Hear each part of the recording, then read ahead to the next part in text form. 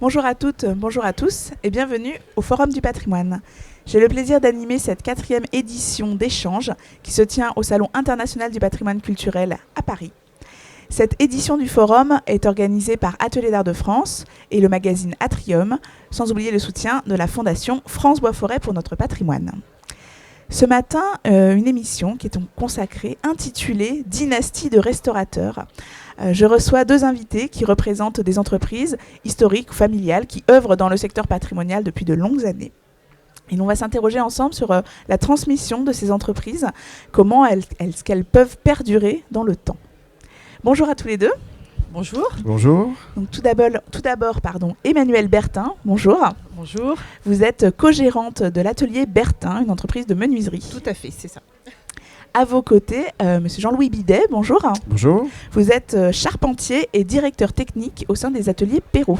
Tout à fait. Pour commencer cet échange, est-ce que déjà vous pouvez chacun nous présenter votre entreprise, nous dire un peu quelles sont ses spécialités, depuis combien de temps est-ce qu'elles existent ?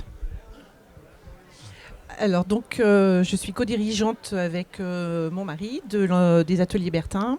C'est une entreprise qui existe depuis 120 ans, en 2024. Voilà. Bon anniversaire. Merci. Donc Mathieu est le 4e fils en ligne directe Bertin de menuisier, bien sûr. Et moi, je suis la 3e belle-fille en ligne directe d'être co-dirigeante, puisqu'elles ont été également dirigeantes, mes prédécessrices. Donc voilà. Très bien, merci. Et alors pour vous, monsieur Bidet, comment ça se passe aux ateliers Perrault ? Écoutez, les ateliers Perrault, donc basés en Anjou, dans un petit village de Saint-Laurent-de-la-Plaine. Entreprise fondée d'abord artisanale, 1760, transmise de génération en génération, dans beaucoup d'artisans dans des villages, on va dire, ruraux, de père en fils, jusqu'à la 8e génération il y a quelques années. Donc toujours basée à Saint-Laurent-de-la-Plaine, sur les métiers de la charpente, menuiserie, ferronnerie, enfin le bois, le fer. C'est nos deux matières que l'on travaille, mais d'abord le bois. Depuis des années, ça a toujours été ça, et c'est ça pour le futur. Donc pour rentrer dans le vif du sujet, comment est-ce qu'on transmet ces entreprises ? Voilà, comment est-ce que les générations suivantes font perdurer le nom de l'entreprise et son activité ? Écoutez, le nom c'est d'abord une famille. Et ensuite, d'une famille, ça devient un nom d'entreprise. L'actionnariat, oui. La transmission dans une forme de filiation de métier. Parce que le métier s'apprend, le métier se transmet. Alors, il y a des supports. Aujourd'hui, plus qu'avant, des supports mémoire. On parle de informatique, des dossiers papier. Avant, c'était plus des mémoires. Aujourd'hui, en fait, les évolutions, elles ont toujours été régulières, constantes, qui contribue à la progression de l'entreprise dans les savoir-faire de métier, dans les transmissions pour les plus jeunes de génération en génération, au fil des années. Et c'est ce qui fait qu'aujourd'hui, nous sommes assez nombreux sur nos métiers, et pour aller sur des marchés locaux, en Anjou, dans la région Pays de Loire, en prenant la route de Paris, en ayant l'export aussi, mais avec d'abord des personnes formées au sein des ateliers, que nous structurons avec la création d'une académie, l'Académie Perrault, qui n'est pas là pour se substituer à des centres de formation connus actuellement, mais pour compléter par rapport à nos métiers patrimoniaux, métiers d'art que l'on retrouve, et ce qui permet de sécuriser un certain nombre d'informations, de techniques, et de les transmettre de manière construite. Donc ça vaut pour nos collaborateurs en interne, et ça vaut aussi pour sortir, transmettre des choses sur des sujets. Je prends l'exemple en charpente par exemple, on peut avoir quelques maisons pan de bois en restauration, ce qui est notre cas en cours. On peut faire une session pan de bois pour la partager, pour avoir plus de connaissances, donc plus de performances, on va dire, en interne, et ouvrir à l'extérieur pour dire il y a une session qui s'organise chez Perrault, on organise tout ça, on y reviendra un petit peu plus tard dans les semaines à venir, et les mois qui viennent, mais c'est lancé en tout cas. Oui, c'est d'abord une transmission de savoir-faire, d'excellence. Alors, c'est un tout petit peu différent chez nous, puisque pour l'instant, c'est la même famille qui poursuit le chemin. Alors, c'est vrai qu'on a une approche un peu différente parce qu'elle est extrêmement naturelle. Voilà, en fait, on est fils Bertin, on prend la suite. Donc, on épouse un Bertin, on prend aussi la suite. Voilà, donc et avec un parrainage qui est absolument exceptionnel dans notre famille, d'une génération sur l'autre, puisque les rôles sont très bien définis. Donc les garçons s'occupent du technique. Mon mari est menuisier, donc a fait la formation de menuisier depuis l'apprentissage, et apprentissage fait par les collaborateurs de mon beau-père, donc qui eux-mêmes ont été formés par les collaborateurs du grand-père. Donc vraiment, il y a quelque chose de fluide et de, je dirais, presque sanguin, voilà, qui est tout à fait naturel. Et au niveau des épouses et des femmes dirigeantes des entreprises, c'est pareil. Le chemin s'est fait de génération en génération. On a été formés les unes après les autres, par les unes et par les autres. Et chacune a permis à la suivante, en fait, de vivre pleinement ses passions. Il y en a qui étaient plus l'arrière-grand-mère de mon mari, qui était plus portée sur ce qui était la comptabilité, gestion, on va dire basique de la comptabilité. La grand-mère de mon mari était franchement technicienne. Voilà, donc une pointure en prise de cote à l'époque. Et c'est vrai que moi j'ai une appétence, on va dire, pour la formation. Voilà, toute la partie vulgairement appelée RH. Voilà. Chacune peut apporter effectivement quelque chose aussi dans l'entreprise. Tout à fait, tout à fait. Et effectivement, donc vous au sein des ateliers Perrault, la famille aujourd'hui n'a pas pu assurer la reprise. En tant que propriétaire. En tant que propriétaire. Voilà, la famille Perrault est toujours présente dans le Bien village, sûr, ouais. dans les environs. D'ailleurs, il y a une amicale qui existe dans la suite quand les retraités quittent l'entreprise. Une amicale existe depuis une quinzaine d'années pour les retraités de métiers ou dans différents métiers peuvent venir en fait. Et donc la famille Perrault en fait partie, un certain nombre, pour transmettre, faire les visites, montrer les métiers, accueillir.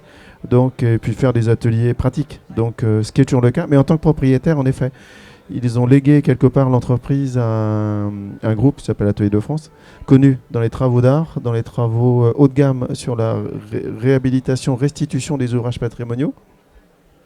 Donc, en fait, ça a du sens dans la suite du parcours de la vie des ateliers Perrault.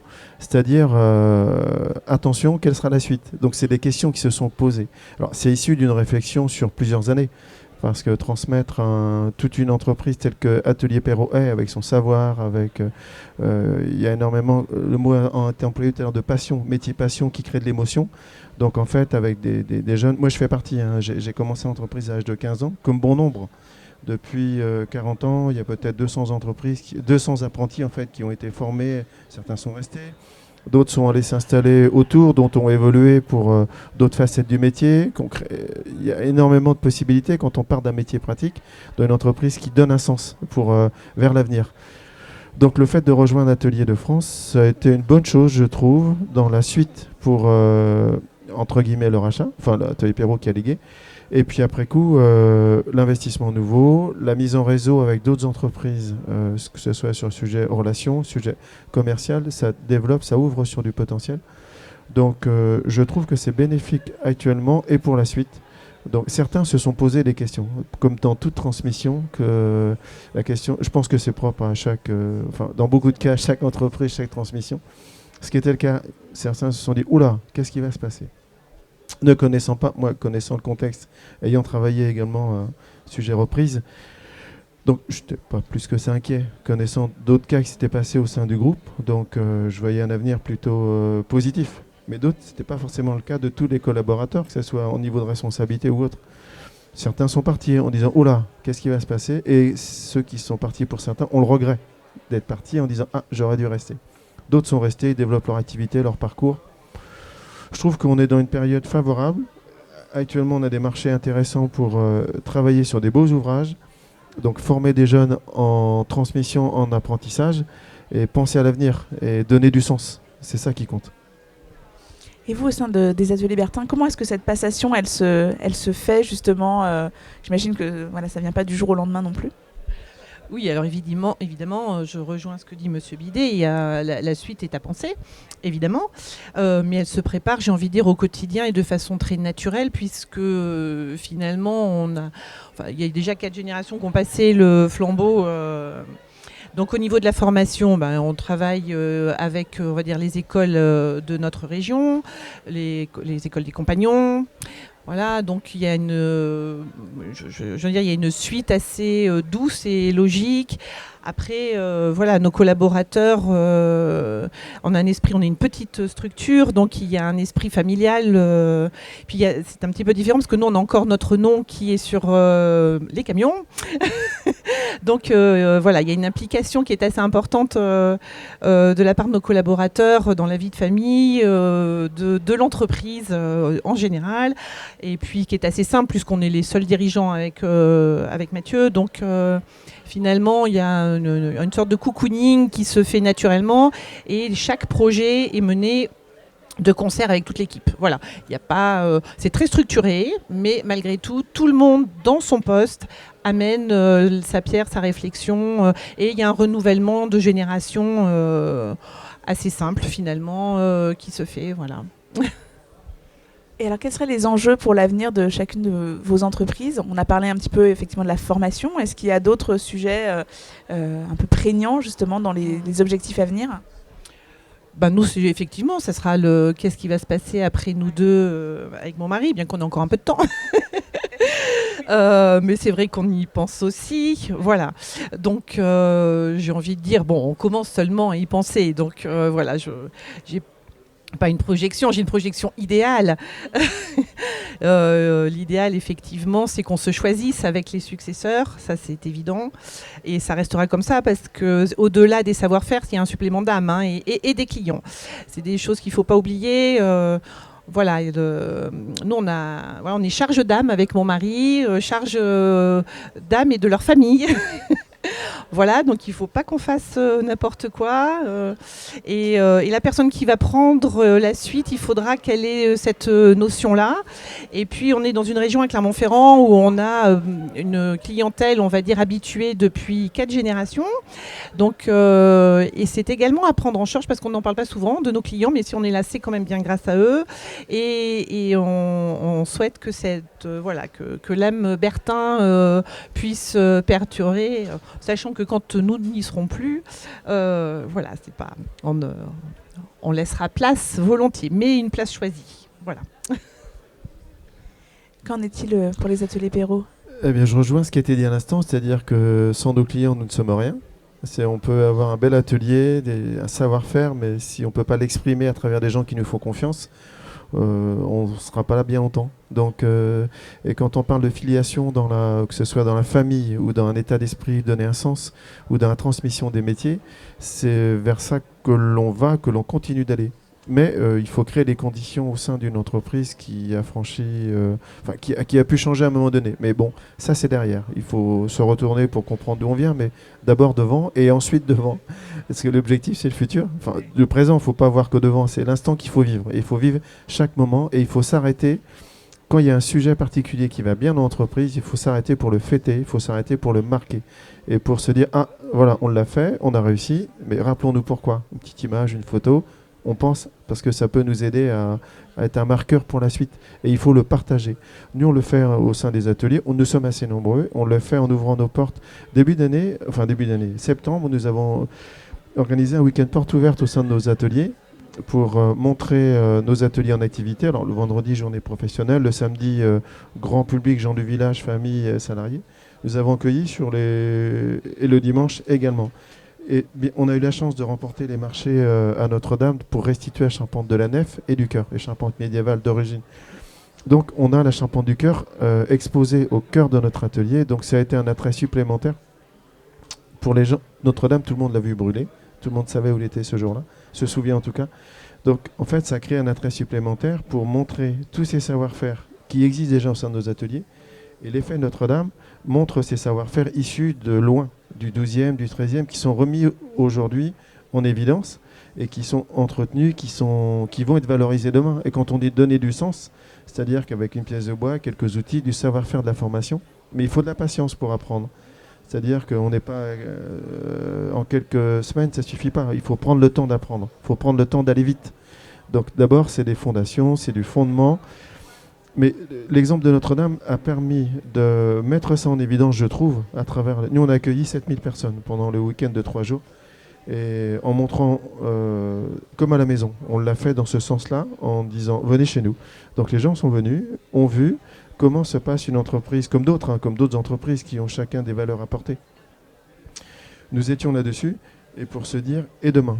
Et demain, les gens qui vont venir travailler, nos collaborateurs, des plus jeunes, des moins jeunes, qu'est-ce qui ferait qu'ils seraient là encore dans 2 ans, 5 ans, 10 ans et au-delà? Créer les conditions, alors vivre avec son temps, son époque, mais avec toutes les générations. Qu'est-ce qui fait que quelqu'un qui rentre dans une entreprise aujourd'hui pourrait s'y investir, pourrait rester, trouver des valeurs, trouver du sens? Et c'est un travail permanent de chaque jour qu'il faut avoir pour dire est-ce qu'on est bien dans cette entreprise? Est-ce qu'on peut y continuer et y voir un avenir? Et on sera gage, si on transmet nos métiers, nos savoir-faire, se dire ok, on peut aborder nos marchés, on peut satisfaire les clients qui nous feront confiance. C'est un ensemble de choses, c'est beaucoup de sujets qui vont faire le sujet global, je pense. Oui, pour en revenir à ce que vous disiez, c'est vrai que la possibilité d'évolution de l'entreprise est très importante pour motiver les nouvelles générations qui arrivent, parce qu'évidemment, peut-être que les générations précédentes, il y avait un peu moins de plans de carrière, comme on dit, mais c'est quelque chose qui touche réellement maintenant les jeunes futurs collaborateurs qui arrivent. Et j'ai envie de dire, quand on les recrute, c'est presque la première question qu'ils nous posent, mais du coup, après, je vais faire quoi chez vous? Et c'est vrai qu'on a sur une structure comme la nôtre qui est très malléable, finalement, il y a beaucoup de possibilités d'être indépendant, de pouvoir mener un projet de A à Z. Et ça, c'est quelque chose auquel nous, on tient dans nos ateliers. C'est qu'on forme nos collaborateurs à ce qu'ils puissent aller de la création jusqu'à la pose, ou du moins assister les poseurs, surtout sur des projets un peu majeurs où ils pourront passer dans quelques années avec leur famille en disant voilà, là c'est moi qui l'ai fait, parce que ça c'est quelque chose de très important, d'extrêmement valorisant. Et chez nous, on l'a tous fait à Clermont, dans les chantiers parisiens, où on passe devant, on se dit non, c'est nous qui l'avons fait, c'est Alain qui l'a fait, c'est David qui l'a fait, c'est Franck qui l'a fait. Voilà, il y a un prénom derrière chacun. Et d'ailleurs, quand on pose des boiseries, on insiste absolument pour que chacun de nos compagnons les signe au dos, et signe pas la Maison Bertin, mais signe bien leur nom à eux, puisque c'est eux qui l'ont fabriqué. Voilà.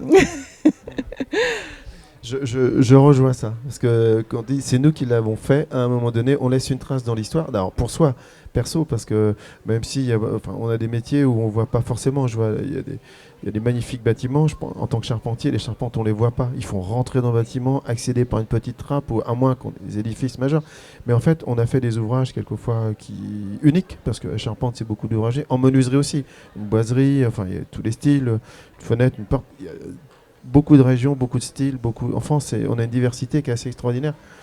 Donc en fait, on se dit, ok, je suis plus à l'aise dans mon métier maintenant qu'il y a 10, 20, 30, 40 ans. Mais il faut des années pour être moins ignorant sur le métier, pour petit à petit être plus à l'aise en fait. Mais laisser une trace pour soi dans l'histoire, et puis pour l'histoire en disant, on passe devant un château, on voit une lucarne, on voit une charpente reconstruite, on voit une boiserie, forcément... et un nom, parce que c'est un petit peu la même chose chez nous. On se souvient des années après, c'est un tel. Tu t'en souviens comment s'y était pris? Là, il y avait une difficulté, on l'a traité comme ça, il s'y est pris, servons-nous. Et puis en plus, c'est des exemples marquants pour la suite. Et ça donne... ça vient d'assez profond, en fait. C'est pas juste... on fait un ouvrage. Non, c'est un ouvrage, on a choisi sa pièce de bois, on l'a orienté, on a façonné l'ouvrage. Il y avait un apprenti qu'on a formé qui va s'en souvenir. Il y a un nom derrière. Il y a un nom derrière. Il y a une personne. Voilà. Ah ouais. Un nom, une personne, c'est bien au-delà. Et là, je pense que peu importe la maison qui le fait, puisque vous êtes charpentier de métier, vraiment, il y a un moment, il y a eu des mains, il y a eu un choix de bois.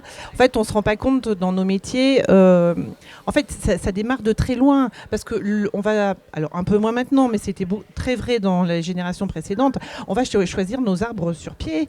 Enfin, là, pour vous, pour le coup, j'imagine que pour Notre-Dame, ça s'est passé également. En fait, on a refait la chaîne Voilà. complète. Oui, c'est ça. Oui, tout à fait. Donc j'imagine qu'il y avait ce processus, mais nous, même au niveau de la menuiserie, on a des coupes qui sont anciennes de la famille. Voilà. Donc c'est pas vain de choisir un arbre qui a fait tout ce travail pour nous, qui a grandi, qui arrive, qui est coupé en billes, qui arrive à l'atelier. C'est une planche au départ pour le commun des mortels, et puis ça va devenir une très jolie boiserie, une très belle fenêtre, parce qu'il y a des mains qui expérimentées, qui vont l'avoir fait, qui vont avoir appris, il y a des mains un peu moins expérimentées, qui vont elles-mêmes devenir expérimentées, et en fait tout ce travail-là, c'est vraiment ce que nous on souhaite transmettre vraiment aux générations qui arrivent, parce que c'est vraiment des métiers qui ont du sens, réellement, et profondément. Voilà, profondément, parce que on peut être très fier de ce que l'on fait et très fier de ce que les autres font, de ce que font l'équipe, de ce qu'on fait tous ensemble. Voilà, donc à chaque échelle, on a une satisfaction vraiment. On ne se lève pas le matin en se disant mais mon Dieu, quel est mon métier, qu'est-ce que voilà, c'est tellement voilà, il y a vraiment un sens profond, et quand on reçoit les jeunes écoles, alors. Effectivement, nous, ça c'est avec les CFA, le CFA de notre région.